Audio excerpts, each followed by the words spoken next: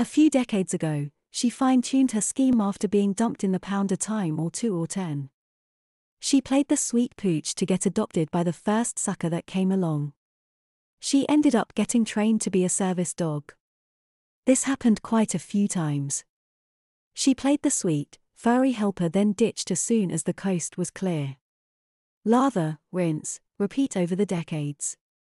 This pattern resulted in her being trained in a wide variety of service dog capacities, everything from mobility assistance to anxiety management. It was how she knew just where to push and how much pressure to apply when she'd pressed on Lucas' chest earlier to calm him. Deep pressure therapy.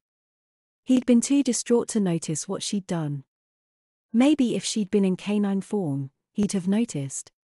Lucas still stared at her, waiting for an answer.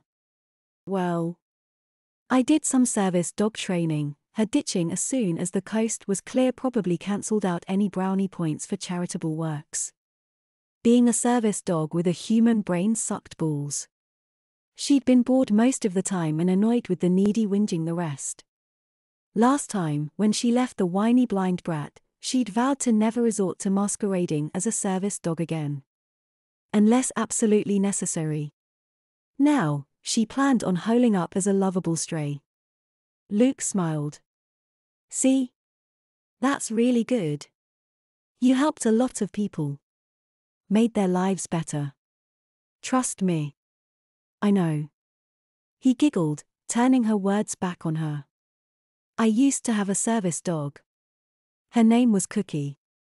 She was the best dog ever. Cookie helped me with a lot of stuff. She'd get things for me. Keep me calm, he trailed off, smile falling.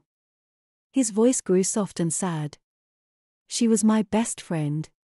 She gave me my life back. Then she got sick and passed, tears welled in his eyes. He sniffled. Prue's heart twisted, guilt nibbling at her.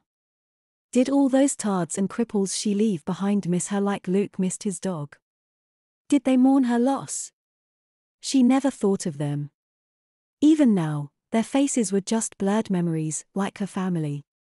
She'd just run, moving on to the next town, the next scheme.